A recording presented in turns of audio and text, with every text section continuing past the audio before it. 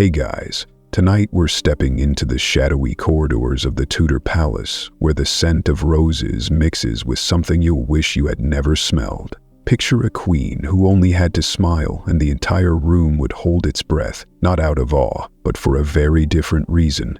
And trust me, if you had been standing beside the throne in that moment, you probably wouldn't have survived long enough to laugh about it later. So before you get comfortable, take a moment to like the video and subscribe, but only if you genuinely enjoy what I do here. And don't forget to leave a comment letting me know where you're watching from and what time it is right now. I really love seeing our map of night owls light up with tiny sparks across the planet. Now dim the lights, maybe turn on a fan for that soft background hum, and let's drift into tonight's journey together. Imagine a queen who once held the destiny of an entire empire in her hands, yet whose body carried secrets no golden portrait dared to reveal. Foreign ambassadors stepping into the radiant halls of her palace had to steady their breath to keep from collapsing, because of the foul stench that lingered around the sovereign. And when she smiled, it was no longer the proud smile of a monarch, but a mouth of rotting teeth, blackened, crumbling, like dead roots pushing up from the earth. The glorious red hair you see in portraits was, in truth, nothing but a heavy wig pinned tight to her scalp, beneath which tiny nests of maggots crawled and writhed, and the royal bath, the symbol of cleansing, was for her nothing more than a thick, murky soup where wilted flower petals floated alongside days of accumulated sweat. She celebrated as the very emblem of greatness, provoked not admiration up close, but a primal fear. This is not some medieval ghost tale, but the daily reality of one of Europe's most famous monarchs. Think of a queen who defied the Pope, survived countless assassination plots, expanded her frontiers, and raised England into a global power. Yet behind velvet-draped walls, her body was decaying day by day, hidden beneath suffocating layers of perfume, toxic powders, and the pride of the throne. Elizabeth I, born September 7, 1533, a living enigma, a near-divine figure in the eyes of her people. And yet, in truth, she was a woman who could go months without a proper bath. The very queen Shakespeare praised in verse, winced in agony even while chewing a soft piece of bread. A shrewd stateswoman with unmatched political skill, forced to conceal her decomposing face under poisonous white lead. History calls her glorious, but look closer. Beneath the powder and rouge was a reality of rot and cold decay. The Virgin Queen became infamous for what many consider the most dreadful hygiene in royal history, teeth falling out one by one, wigs infested with lice and crawling maggots, skin peeling from years of toxic cosmetics, and finally, a funeral so foul with the stench of death that an entire street had to be cleared. These were not just eccentric habits, but the marks of a deeper obsession, the fear of seeming weak, the hunger for power, and the crushing burden of a divine image she was forced to uphold. Tonight, we follow that path, the path of a queen who lived in glory, yet was trapped in the terror of her own body's slow collapse. And now, let us uncover her most notorious affliction, as we open the door to a horrifying truth that has remained hidden for centuries. Imagine walking into the palace of the Queen of England in the final years of the 16th century. The great hall glows with colored light streaming down from towering stained glass windows, casting a pale golden haze across the cold stone floor. The silence is so deep that each step of your shoes echoes like a tolling bell. And then, in that shimmering light, she appears. A queen, majestic, her face white as a mask, her body wrapped in garments embroidered with gold thread. She looks like a portrait come alive, motionless yet breathing. Book 8. What time?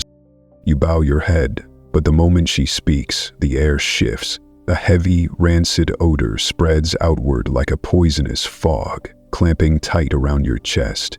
Your vision blurs, your throat closes, and in that chilling silence, you can't help but ask yourself, am I witnessing a body that has already begun to decay while still alive? For Elizabeth I was not only famous for her intellect and power, she was notorious for a breath so foul it could not be hidden. Inside her mouth, instead of pearly brilliance, was a tiny graveyard, where blackened, rotting teeth clung stubbornly to her gums like dead tree stumps jutting up from the soil. Foreign envoys wrote about it. Courtiers whispered behind her back. Even her closest attendants once begged her to let them summon physicians. But Elizabeth refused. To her, admitting pain was admitting weakness, and weakness, for a queen, was the sharpest blade of all. The collapse of her teeth began when she was still young, partly from genetics, partly from unrelenting stress. But above all, the true culprit was sugar. That sweet, white rarity imported from the Caribbean colonies. Sugar was the very emblem of wealth, a luxury only royalty dared consume. And Elizabeth, proud of her royal station, adored it. Picture her savoring a sugared pastry, each bite melting on her tongue, even as it slowly devoured her enamel.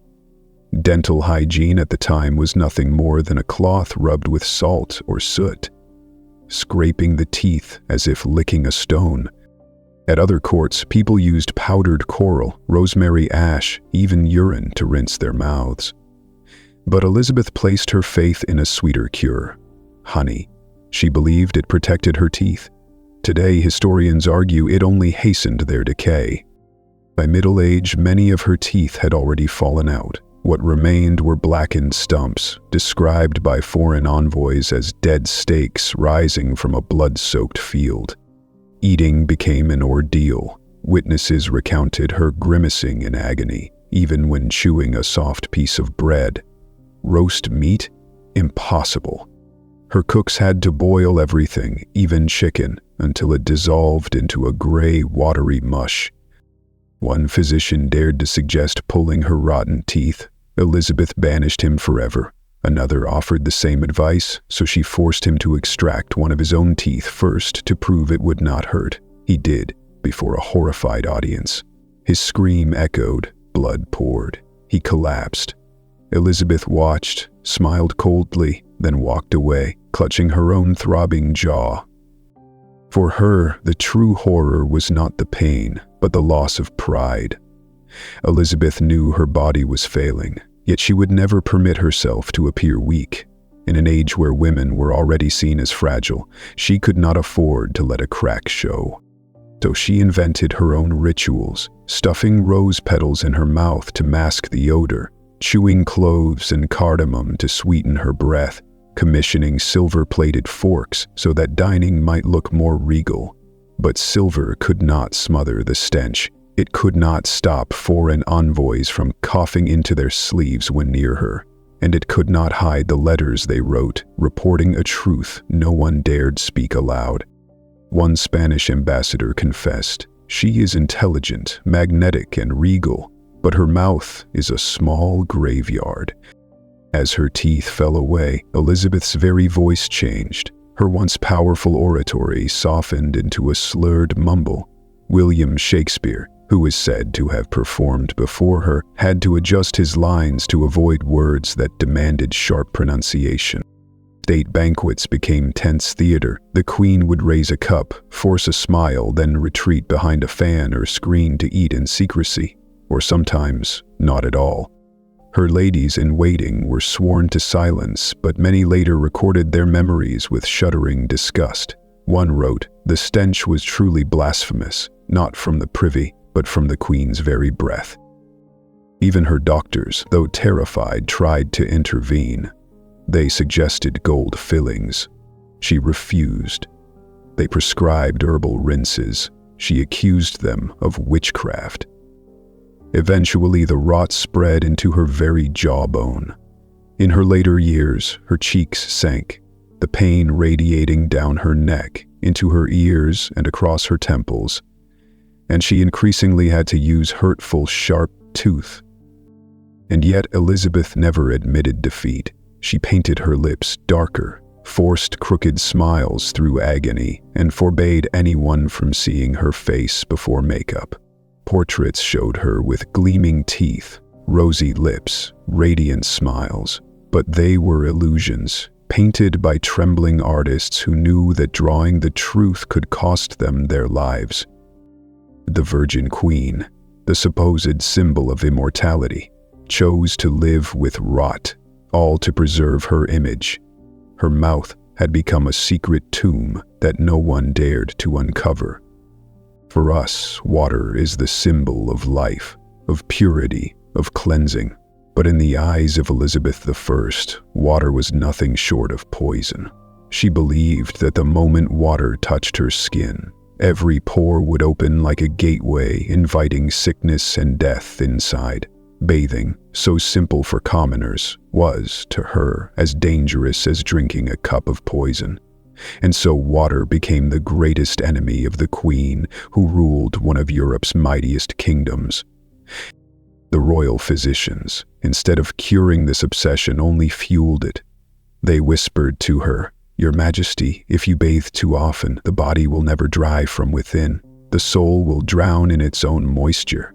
Those words were oil to fire. Elizabeth became convinced that avoiding water was the only path to longevity, a belief both strange and tragic, and from our modern view, a cruel joke played by history. Instead of washing, Elizabeth covered herself in scents. Each day, her ladies brought cloths soaked in vinegar, rose water, or wine, gently dabbing her wrists, behind her ears, and around her neck, not to cleanse, but to perfume, like placing a wilted bouquet in a room and pretending the whole house smelled fresh. Her gowns were drenched in sandalwood, resin, and musk, so heavy that anyone stepping inside her chamber was swallowed by a sickly sweetness. But beneath the velvet and silk, the truth was different. Elizabeth often wore 5 or 6 layers of clothing, even in the sweltering summer. Corset, petticoats, gowns, cloaks. Inside this cocoon, sweat mingled with skin, fermenting into a cloying odor. A French envoy once wrote that approaching her was like breathing roses mixed with something rotten, like flowers left to decay in stagnant water. He admitted that with one deep breath his stomach turned, and he nearly lost his composure before the Queen herself. Her bedchamber was thick with incense smoke, lavender sachets, and stained bed linens. Elizabeth often refused to have them changed, insisting, "My body's scent anchors my dreams."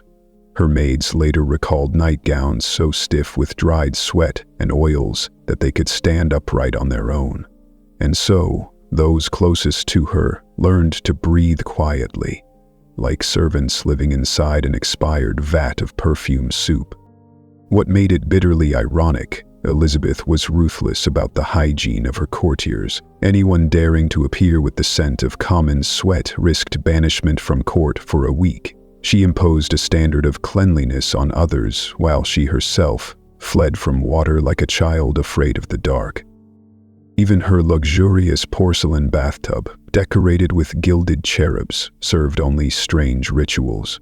When Elizabeth wished to bathe, her ladies would scatter rose petals, violets, and marigolds into the tub, then pour in ladles of warm water blessed by priests. She would sit, not scrubbing, not washing, just soaking, surrounded by fading flowers. As the water turned murky, no one replaced it. They only added more oils, musk, civet, patchouli. The ritual could last for hours until she emerged pale, wrinkled, and trembling. Her attendants were forbidden to use towels. Instead, they wrapped her in satin cloths, as if preserving her radiance. One maid confessed that the bathwater, afterward, resembled a pot of rotting floral stew, reeking with a sweetness that clung to the air. Yet Elizabeth believed herself clean. To her, cleanliness was not about removing filth, it was about covering it. Hygiene meant beauty, not health. Illusion mattered more than truth. But the body cannot be deceived forever. Her skin broke into rashes, sores festered beneath her corsets, layers of dried oil crusted on her arms. Doctors begged her to wash properly. Elizabeth stubbornly refused. Once, when a physician secretly applied ointment behind her ear, she screamed, accused him of sorcery, and had him thrown out at once. Elizabeth's fear of water was both irrational and haunting, a paradox beyond reason. The most powerful queen in Europe, terrified of the purest element in nature, and if anyone dared to mock her, they might have said the queen could defy the Pope, outwit assassins, challenge the Spanish Armada, but she could not face a single jug of warm water. If Elizabeth feared water so much that she avoided every drop, she plunged herself into another river instead, the thick, toxic river of lead, mercury, and chemicals, a river she bathed in daily, believing it would grant her immortality, but which only turned her face into a mask of death. That obsession began in the year 1562, when Elizabeth contracted smallpox. She survived, but her face was left covered in tiny pitted scars, like the marks of hidden embers still burning beneath her skin. For a queen praised as the image of divinity, those scars were a nightmare. She would not allow anyone to see imperfection, and so she turned to Venetian ceruse, the most luxurious cosmetic in Europe, and the most lethal, a thick mixture of white lead and vinegar, cold and heavy, like wax smeared across a corpse. Every morning, Elizabeth sat for hours as her ladies applied layer upon layer, one coat over another, sealing her face behind a wall of powder. In candlelight she glowed, and poets called her the woman with moonlit skin. But that moonlight was not soft. It was cold, like the pallor of a graveyard. The light did not stay on the surface. It seeped through her pores, into her blood, into her bones, crawling up into her brain. Her skin hardened, cracked like old paint peeling off wood. Each fissure was filled with more powder, only to split again, demanding yet more. A vicious cycle. The more she covered, the faster she rotted. The more she rotted, the heavier the mask became. By middle age, Elizabeth's face was rigid as plaster. A single smile could split her lips, blood seeping through the white crust.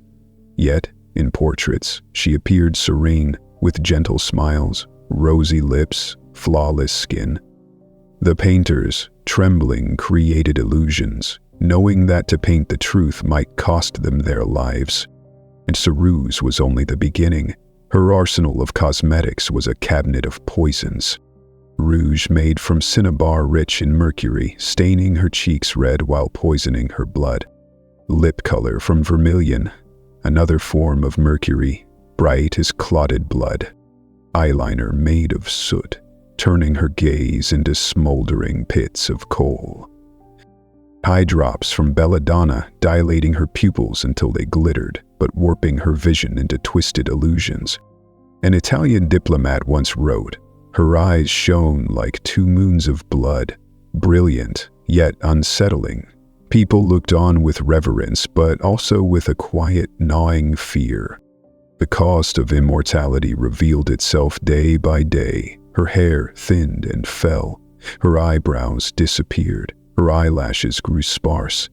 To hide it, she drew them back on, added wigs, and built layer after layer, mask upon mask, while beneath, her true skin festered, damp and bleeding.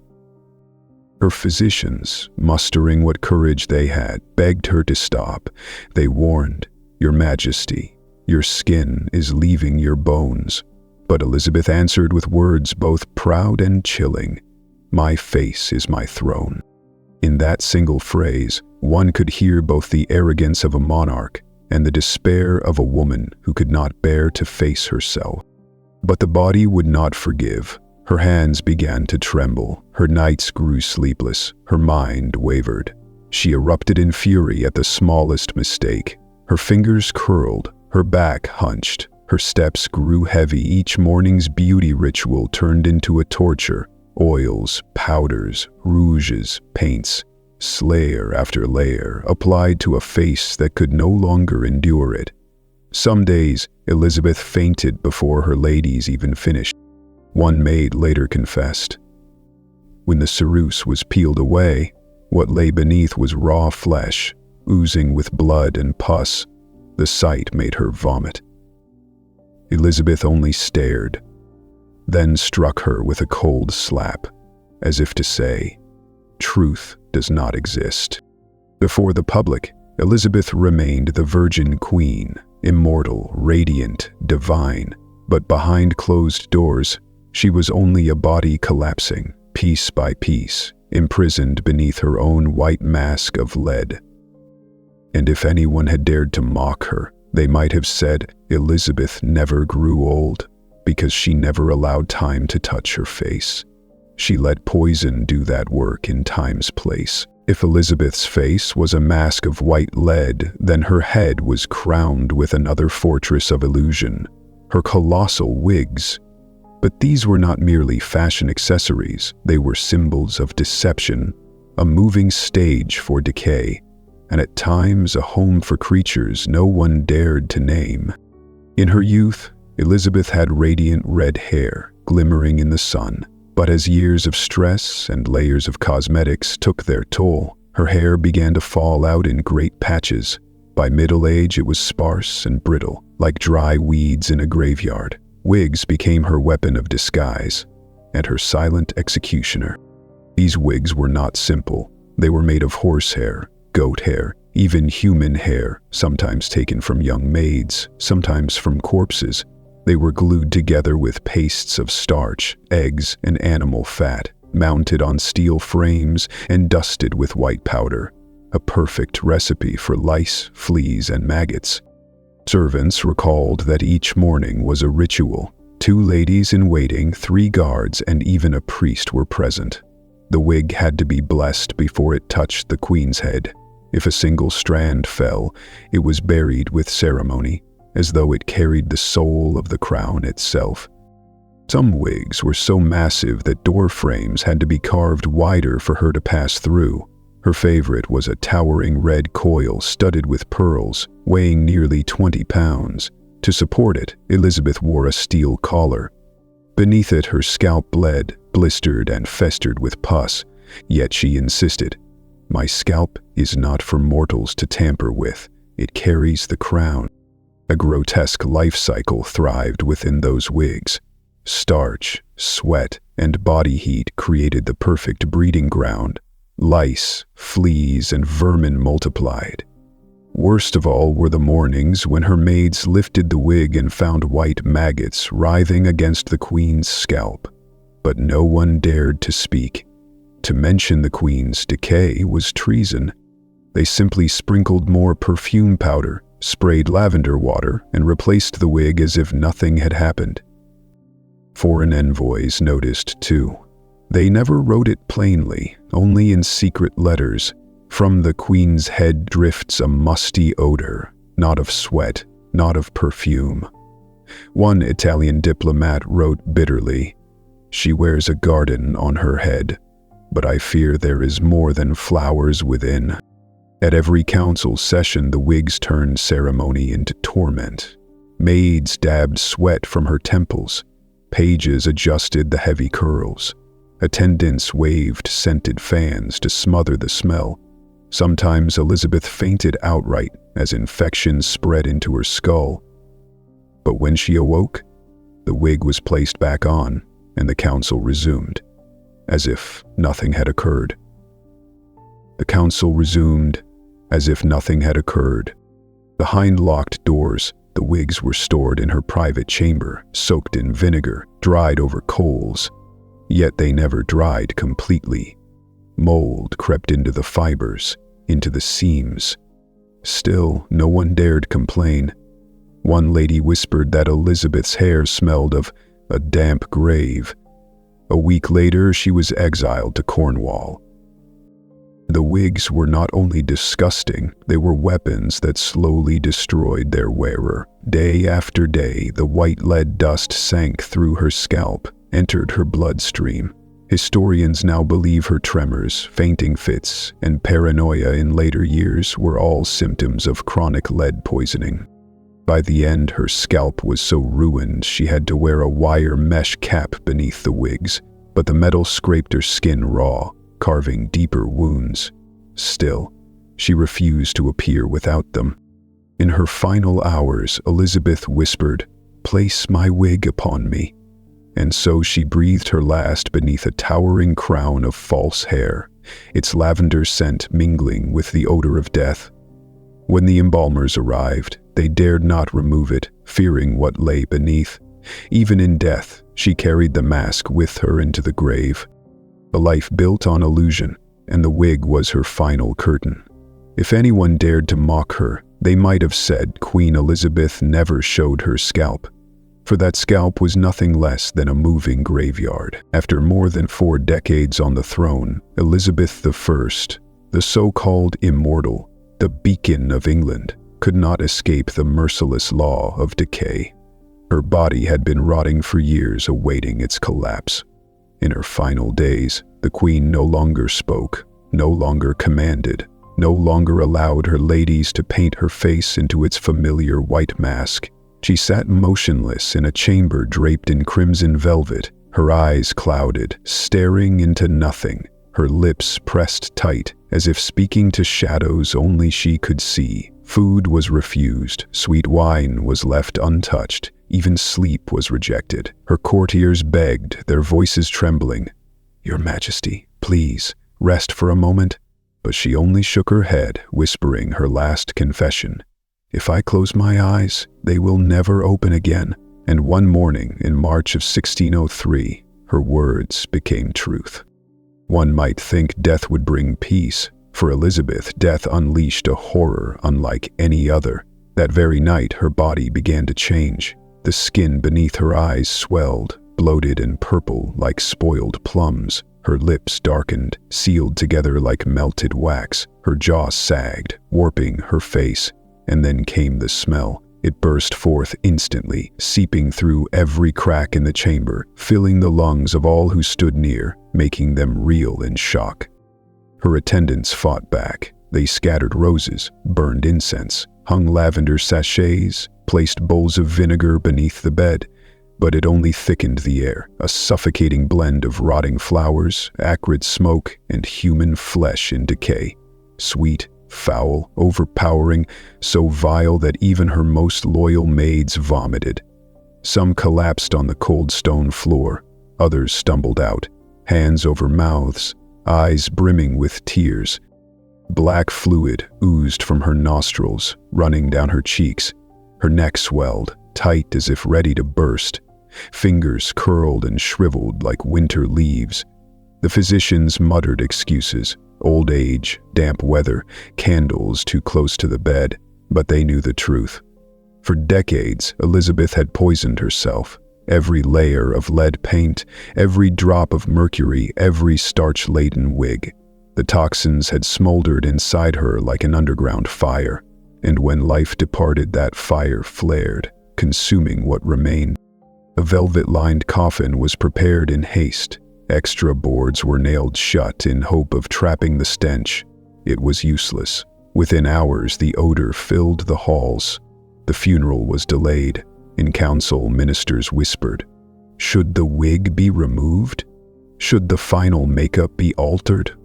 No one dared, for to open the coffin would expose the truth and shame the dynasty.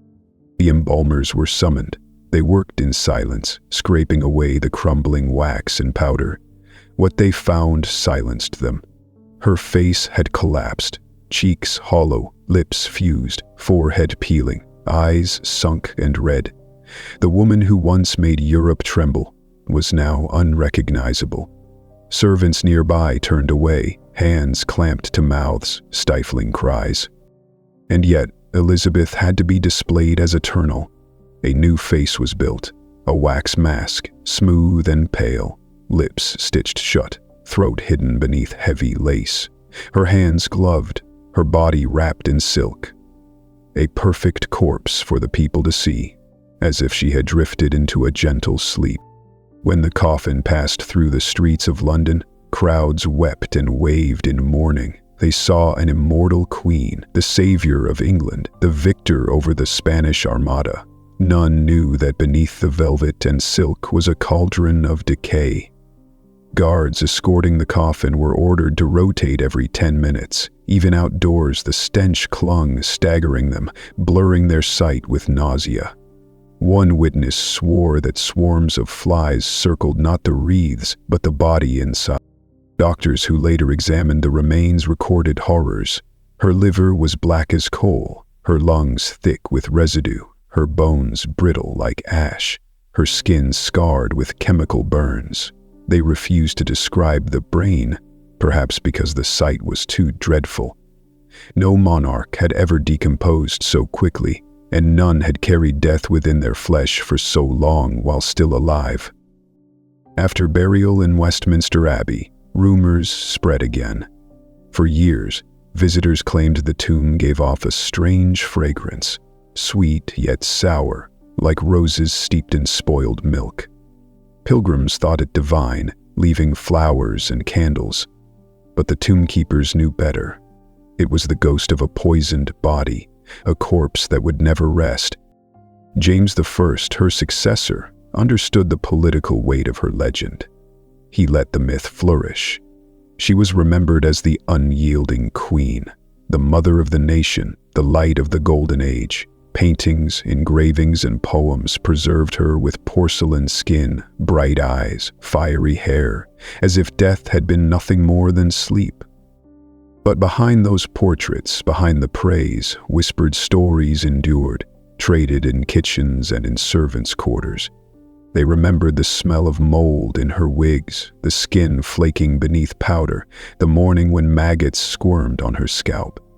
They remembered the stench of the coffin, the innocent tears of a crowd who never knew they were mourning a corpse already long decayed. Thus, Elizabeth lived in two worlds at once, one glorious, immortal, exalted by Shakespeare, revered by her people, honored by history. The other, hidden, grotesque, a body rotting upon the throne, a woman imprisoned by poisons and her own vanity. And perhaps that is history's darkest reminder, that even the brightest legends carry hidden rot. Elizabeth spent her life concealing it. Even in death, she was concealed. But truth, like the stench of decay, cannot be buried forever. It lingers, clinging to memory, reminding us that beneath every crown of gold lies a body that must one day fall to ruin. In the days after the funeral, London still echoed with weeping. Crowds filled the streets, not only in grief but in the belief they had witnessed the passing of an immortal icon. They did not know, or did not wish to know, that inside the velvet-lined coffin, her body had already swollen, toxic fluids seeping through every seam. They saw only a waxen face, smooth and serene. And so, they believed. In churches, priests preached of Elizabeth as a saintly queen, chosen by God to guide the nation. Fresh portraits were unveiled, showing her radiant, with bright eyes and skin white as alabaster. No trace of lead paint, no heavy moldy wigs, no blackened, rotten teeth. Every painting, every hymn, every sermon was another veil over the truth. People forgot the stench of death, remembering only the glow of her golden age. But in the royal chambers, those who had served her could not forget. They whispered in lonely nights of powder peeling from her face, revealing mottled flesh. They remembered lifting wigs and seeing pale maggots wriggle against her scalp. They remembered her fainting during grooming, then waking only to command, "Apply more powder." These memories pierced the silken curtain of history like needles through cloth. In the first years of King James's reign, rumors lingered. Some said that passing Westminster Abbey on damp nights one could smell a strange perfume around Elizabeth's tomb, sweet yet rancid like roses steeped in spoiled honey.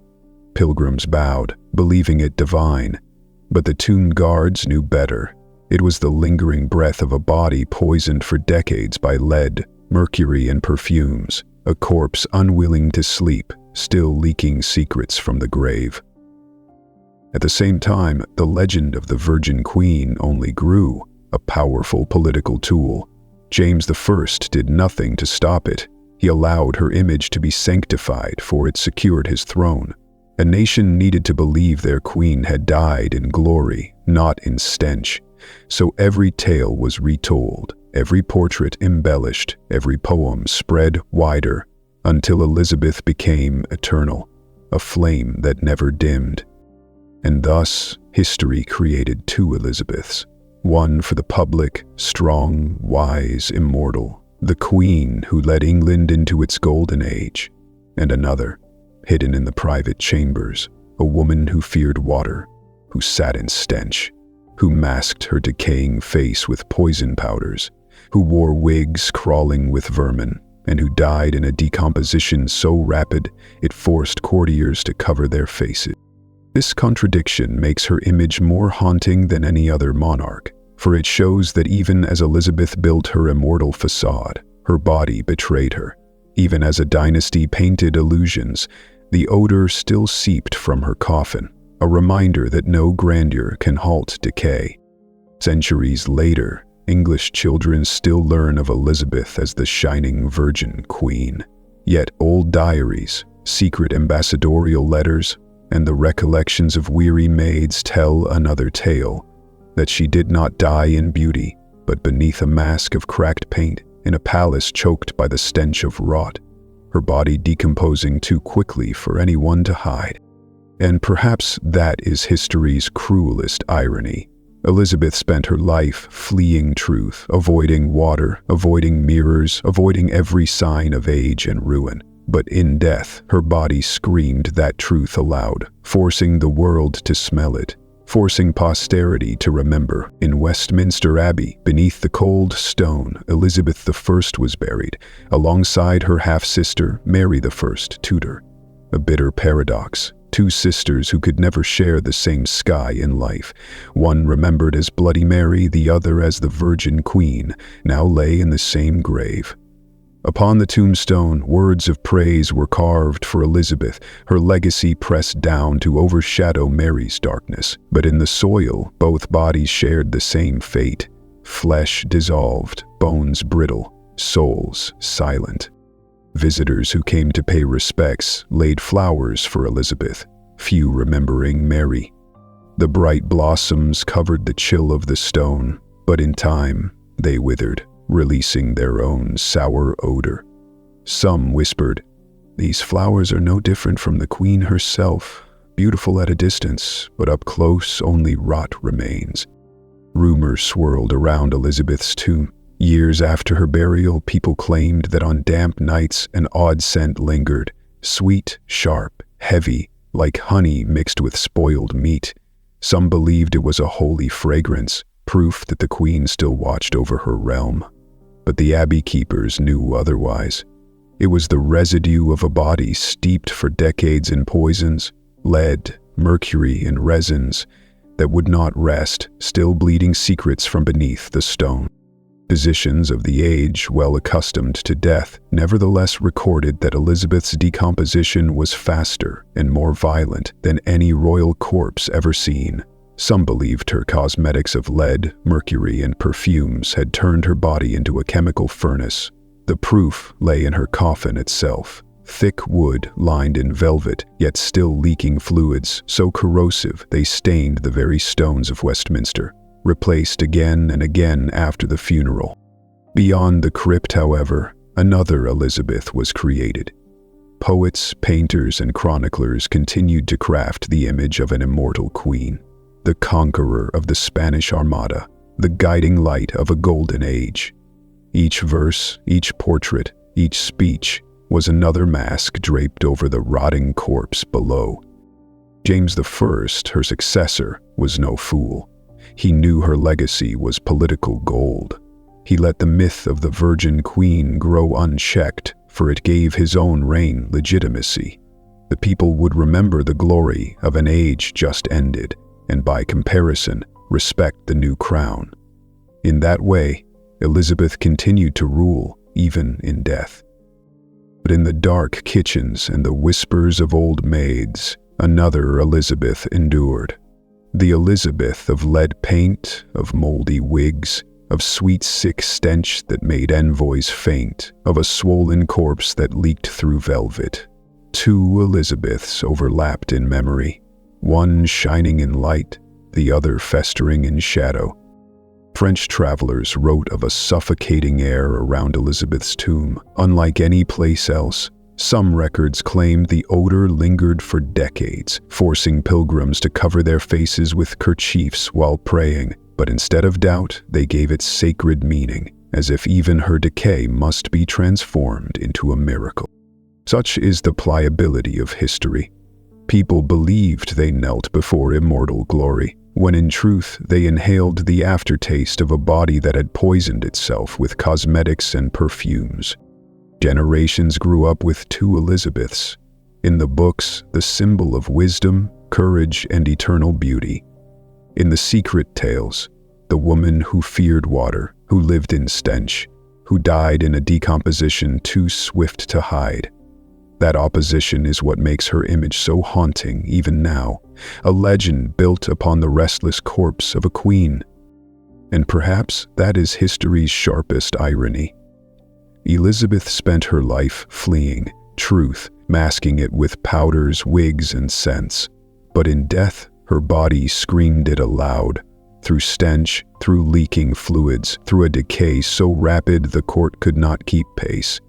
Even in her grave, she could not hide herself. Years after Elizabeth's death, England still spoke of her as if she were immortal. Poets turned her into moonlight, into a virgin goddess guiding the nation. In the collective memory, she became something beyond flesh, a sacred spirit. No one remembered the toxic powders, the crushing wigs, the foul breath that once made envoys tremble. They saw only a polished symbol, radiant and flawless. Yet the truth survived in whispers. Old ladies of the court told their grandchildren about white paint flaking away to reveal bruised skin beneath. They spoke of mornings when wigs were lifted and pale maggots writhed along the queen's scalp. They remembered the suffocating stench as her coffin passed. The guards forced to rotate every 10 minutes because no one could endure standing near. These memories, dismissed by official history, lingered like an underground current, enough to stain Elizabeth's name with a permanent unease. Meanwhile, the outside world kept praising her. Portraits hung in palaces, in churches, in noble houses, showing Elizabeth with porcelain skin, proud eyes, flaming red hair. These images were not mere art, they were politics. They fortified the myth, protected the nation's image. Every trace of rot was erased with a brushstroke. People gazed upon the paintings, bowed their heads, believing they saw truth, while truth lay buried beneath the stone, with a smell that could never be erased. This opposition became her greatest tragedy. Elizabeth did not only rule in life, she ruled memory after death. She triumphed in building an immortal image, yet failed to keep her body intact. Her flesh betrayed her. The paints that made her glow also rotted her skin. The wigs that crowned her glory turned her scalp into a nest of insects. The perfumes that cloaked her turned her coffin into a sickly sweet furnace. Her whole life had been a flight from truth, and her death only tore that truth wide open. Later records tell of visitors to Westminster Abbey who claimed that on damp nights a strange odor clung around Elizabeth's tomb, sweet yet acrid, enough to make the skin crawl. Some believed it was sacred. The skeptics said it was simply the lingering stench of a body saturated with poison. Whatever the explanation, the fact remained. Even in death, Elizabeth could not control her own body. The world calls her the Virgin Queen, untouchable, eternal, inviolate. Reality shows she was nothing more than a body, afraid, fragile, decomposing like anyone else. The immortal image existed only on paper. In the coffin, all had turned to sludge, and it is that contradiction which makes her name so haunting today. One face radiant with legend, the other a rotting corpse. History chose to remember the light, but the darkness never vanished. It still murmurs through diaries, through secret letters, through folk tales. It reminds us that beneath every veil of gold and lace lies the same truth. The human body, queen or peasant, will decay, and the more desperately one tries to hide it, the louder that decay erupts, forcing the world to smell it. Elizabeth once defeated the Spanish Armada, defied the Pope, survived assassins, but in the end she lost to the one enemy no one escapes: time, and the truth of the body. She deceived her court, her people, and even history itself, but she could not deceive her own flesh, and that flesh, through its stench, revealed everything she had tried so hard to hide. Though buried beneath the heavy stones of Westminster, Elizabeth I did not rest. In collective memory, she shone as a radiant queen, immortal, the woman who saved England from destruction. Yet in whispered tales, she lingered as a rotting corpse, a restless body that continued to exude its scent even after death. These two visions did not cancel one another. They intertwined, making the name Elizabeth forever both glorious and grotesque. The people of her age told strange stories. Some swore that on damp evenings, when candles flickered in the abbey, they heard faint rustling from below the ground, like lace brushing against rotting wood. Others claimed they smelled overpowering lavender mixed with spoiled flesh the moment they entered her tomb. None dared speak aloud. They whispered only, "The Queen has not yet departed." The truth was this: though her body had decayed, Elizabeth still ruled through memory. Courtiers, chroniclers, and poets were bound to preserve her myth. None dared write of wigs alive with worms, of skin flaking from lead, of breath that suffocated ambassadors. Those details were forbidden, confined to secret letters or private diaries, locked away in drawers.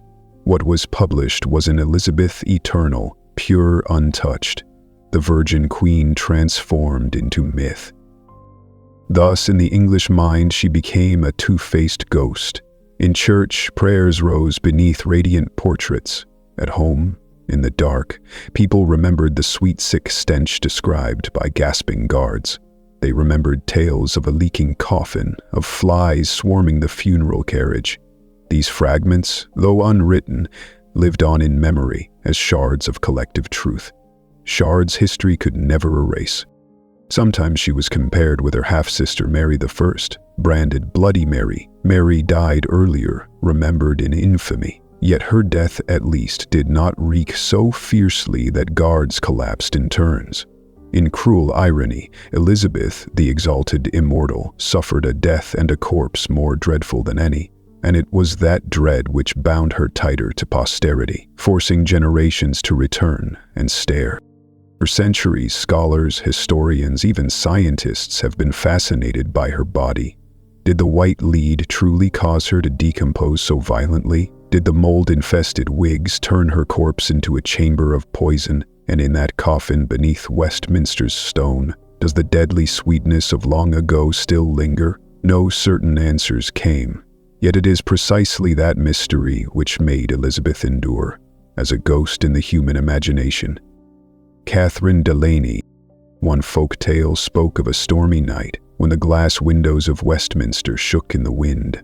A tombkeeper claimed he saw a white mist seep from the cracks of Elizabeth's grave. The mist was thin as breath, but heavy with the smell of burning perfumes. He fled in terror, swearing it was her spirit, still clinging to her final mask. Whether truth or rumor, the story spread, becoming part of her collective haunting. Elizabeth spent her life hiding truth behind powders, wigs, and scents. Yet in death, her body betrayed her, turning the end into a ghastly performance no court could stage. And even after the funeral, after the grave was sealed, that truth seeped outward, in whispers, in phantom odors, in tales told from mouth to mouth. And so, even in supposed rest, Elizabeth could never escape her own body. In history, few figures ever bore two faces as starkly as Elizabeth I. One face painted in portraits, radiant, immortal, proud eyes, smooth white skin, a gentle smile, and another face, seen only by a select few, skin mottled and peeling from lead, cracked and bleeding lips, rotting black teeth, eyes reddened by poison. One face for Europe to praise, and one face that made her own court turn away. The people of England were taught to believe in the first face. Portraits hung in palaces, in churches, in noble halls. Poets wrote verses about the Virgin Queen, the mother of the nation. Chroniclers recorded that she died in peace, leaving behind a glorious realm. They built an immortal monument, a goddess of the Golden Age. But behind it, the second face lingered. It surfaced in the memories of servants, in the secret letters of envoys, in whispered tales passed mouth to mouth. They spoke of stench so overpowering it made men faint. They told of wigs alive with crawling maggots. They remembered the coffin leaking fluids, the stench of death saturating Westminster. These details never entered official history, but they endured, like bloodstains that cannot be scrubbed from old stone. Thus, Elizabeth in human memory is both saint and spectre. She is both immortal and decaying, both radiant in light and terrifying in shadow. That paradox is what makes her name so haunting. Some say it was fate's cruelest joke, a queen who spent her life hiding truth, fearing water, fearing mirrors, fearing any crack in her illusion. She buried herself beneath powders, wore wigs heavy as a throne, and sat in clouds of suffocating perfume. She believed she could deceive time, her people, even posterity. But in death, her own body betrayed her, erupting into evidence no one could deny, and the truth, carried on stench and rot, stood revealed before all. Centuries have passed, yet the question remains: who was Elizabeth? The immortal Virgin Queen, or the stinking woman who rotted alive? Perhaps both, for myth and truth do not cancel one another. They coexist, and it is that coexistence that makes her one of the most complex, most haunting figures in all of history. And perhaps what keeps people awake at night is not the fact that Elizabeth rotted, but that an entire court, an entire nation, and even posterity chose to accept the lie. They knew the truth, yet they chose the illusion. They chose the smell of roses over the stench of death. They chose a waxen moonlight over a peeling face. And in that way, Elizabeth ruled, not only in life but in memory, long after death. History remembers Elizabeth I as if she were carved into marble, the Virgin Queen, the savior of England, the radiant monarch whose reign glowed like a dawn that never faded. That is the face presented in every painting, etched into every poem, enshrined in every church sermon. But beneath those layers of praise there was another Elizabeth, one that no brush dared paint, one that no court poet could safely describe. This tension between the myth and the flesh did not end with her burial. It grew sharper in the years that followed. In the official chronicles, Elizabeth died serenely, carried to Westminster Abbey as a symbol of national pride. Her reign was written as a miracle, a golden age of strength and prosperity. She was compared to Estrella, the virgin goddess of justice. Her memory became political currency, used by King James I to legitimize his own rule. To the people, Elizabeth was untouchable, almost divine. And yet, in hidden corners, the second Elizabeth lived on. Servants who had once powdered her face at dawn remembered the flakes of lead that fell like snow onto their hands. They whispered to their children about the odor that lingered on her gowns, an odor so thick that no amount of rose water could drown it. They described wigs that crackled with powder, infested with lice, hiding sores that wept beneath the crown. Foreign diplomats carried home their own memories. In coded letters they spoke of audiences with the Queen where a smile brought not reassurance but revulsion.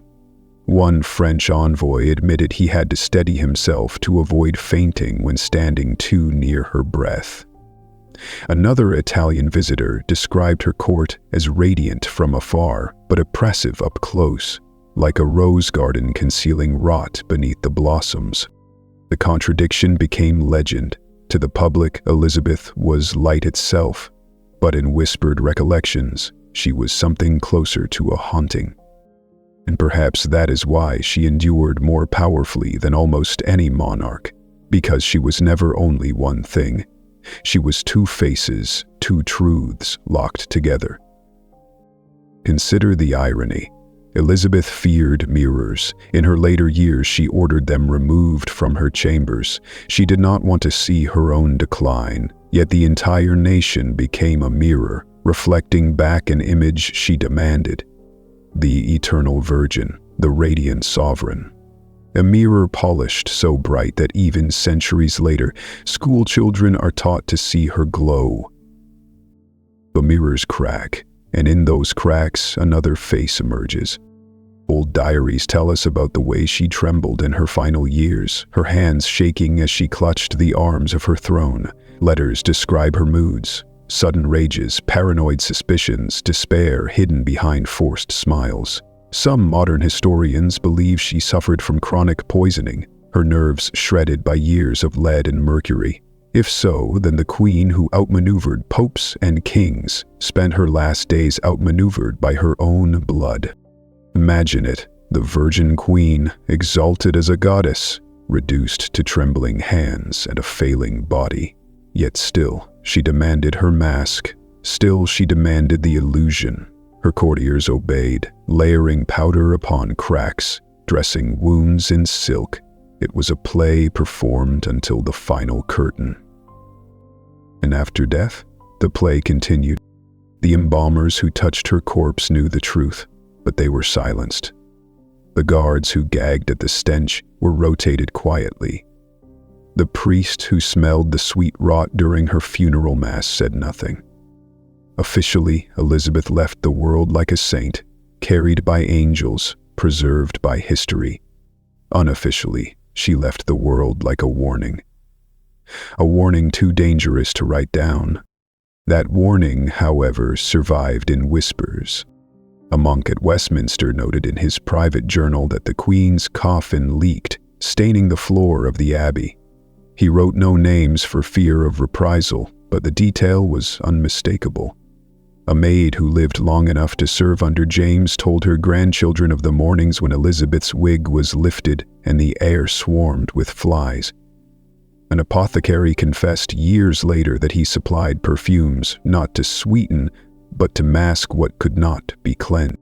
These fragments may be small, but together they reveal a second history, a history of decay. And so, two Elizabeths lived on. In the paintings, she stands ageless, defiant, triumphant, her skin smooth as ivory, her hair a flame that never dims. In the whispers, she sits, hunched, skin flaking, scalp crawling, breath sour enough to choke an ambassador. Both images are true, both images are hers. This paradox gave her a power no simple monarch could achieve. For she became not only a queen of her time, but a myth for all time. A myth shaped by both admiration and dread. Think of it. When children studied Elizabeth in the centuries after her death, they were told of her courage, her wisdom, her unmatched strength. But when servants told stories by the fire, they spoke of wigs full of vermin, of coffins that leaked, of a stench that clung even to stone. Which image is more powerful? Which truth leaves the deeper mark? Some would argue that the horror made the legend brighter, that by concealing so much rot, the illusion shone even stronger. Others say the horror itself became part of her aura, that we remember Elizabeth not despite the whispers, but because of them. For what myth survives without shadow? In the end, Elizabeth I became both light and shadow. She ruled not just England, but imagination, not just the present, but posterity. She became immortal, not because she conquered time, but because she embodied the contradiction of being human and refusing to admit it. And that is why her story unsettles us still. Because in Elizabeth's two faces, we see our own. We see the masks we wear, the truths we hide, the rot we fear others might discover. We see the cost of illusions, the price of pride. We see that even those who seem immortal are undone by their flesh. Elizabeth once defied fleets, popes, assassins, but her final battle was not against Spain, nor Rome, nor treachery.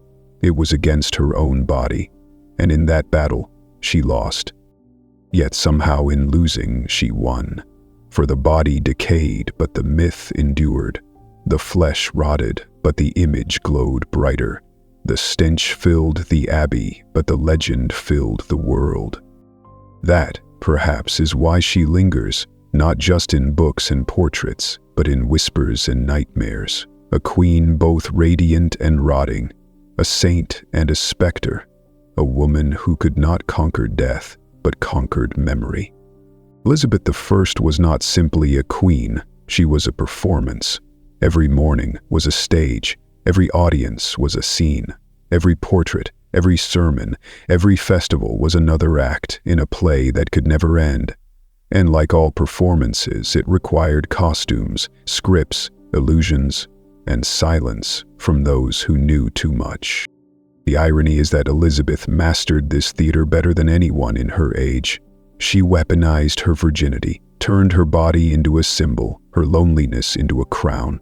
She told the world she belonged to no man, and in doing so, she belonged to all of England. For decades, that illusion worked. It united a nation, frightened enemies, and inspired generations. But every illusion has its cost. The price was her flesh. Behind the curtain of radiance, her body disintegrated day by day. The powders that made her glow corroded her skin.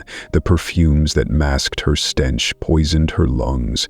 The wigs that gave her grandeur infested her scalp. The very tools of her myth were also the instruments of her destruction. And still, she refused to stop.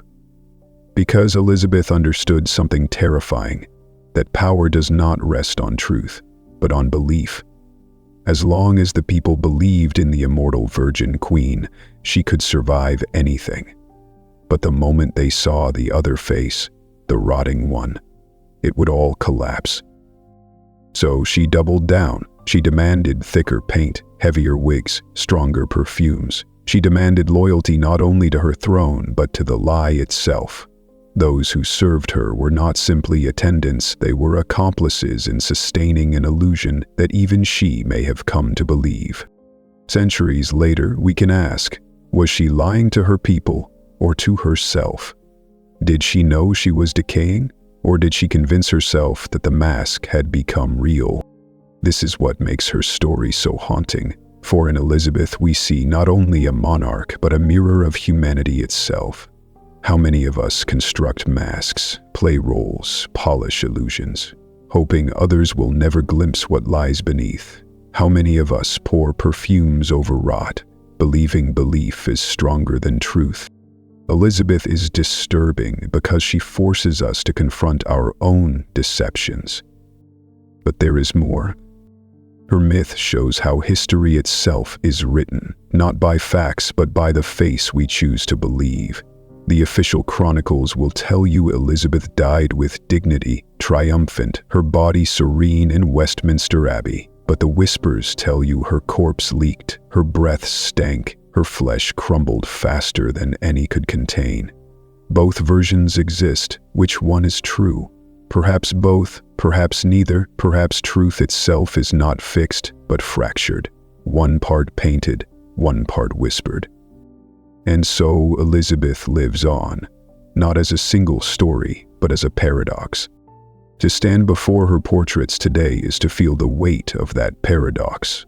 You see the flawless skin, the burning red hair, the calm eyes, but if you listen closely, you can almost hear the buzzing of flies, the gagging of guards, the rustle of wigs being lifted to reveal sores. The portrait and the whisper coexist, they cannot be separated, and together they form a figure more powerful than either alone. That is why Elizabeth still unsettles us, because she is both beautiful and foul, both eternal and decaying, both goddess and corpse. She forces us to realize that immortality is not purity, it is contradiction. Think of the pilgrims who visited Westminster in the years after her death. They smelled something strange, sweet and rancid, perfume tangled with rot. Some declared it divine, others muttered it was decay, but both interpretations made her powerful. Even her stench became part of her legend. Even her decomposition turned into a kind of miracle. That is the final irony. Elizabeth turned even her own rot into a form of rule. The question, then, is not whether Elizabeth was immortal. The question is, what kind of immortality did she achieve? She did not escape the grave. She did not preserve her body. She did not conquer time in flesh, but she conquered memory. She conquered imagination. She became immortal, not because she lived forever, but because we cannot stop thinking about her. Every age finds something in Elizabeth. For her own age, she was the Virgin Queen, the mother of the nation. For later ages, she was the heroine of Protestant triumph. For the Victorians, she was the emblem of empire. For us, she is both myth and monster, an icon of power and a warning of vanity. And perhaps centuries from now, others will find yet another Elizabeth, pre-shaped, repainted, retold, for that is the essence of her immortality. She is never finished. She is a canvas on which every generation paints its own fears and desires. But one truth remains constant. Beneath every painting, beneath every poem, beneath every myth, there is still a body in Westminster Abbey, a body that rotted, leaked, and stank, a body that betrayed the mask, a body that refused to be silenced.